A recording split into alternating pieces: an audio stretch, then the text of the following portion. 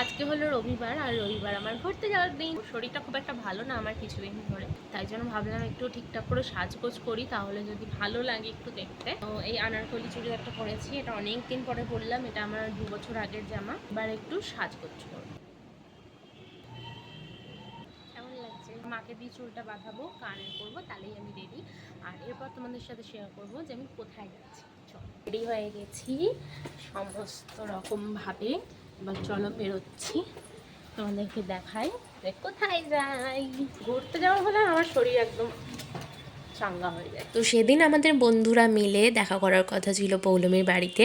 তো গিয়ে প্রথমে একটু কদবেল মাখা খেয়ে নিলাম, আর সবাই বসে আড্ডা দিচ্ছিলাম। হ্যালো গাইস, আমি এখন আর তারপর একটু বিকেল হলে আমরা সবাই মিলে চলে গেলাম বাজি কিনতে। আমরা আগে থেকেই ঠিক করে রেখেছিলাম যে আমরা বাজি ফাটাবো।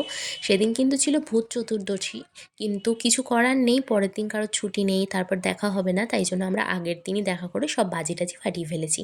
তারপরে আমরা গিয়েছিলাম ফুচকা কিনতে, আর ফুচকা টুচকা নিয়ে এসে আগে বেশ ভালো করে আয়েশ করে বসে ফুচকা খেয়ে নিয়েছি। তারপর আমরা চললাম বাজি ফাটাতে। তারপর একটার পর একটা বাজি ফাটানো তো হলোই। আর এই ফানুসগুলো না আমরা জ্বালানোর চেষ্টা করছিলাম, কিছুতেই জ্বলছিল না।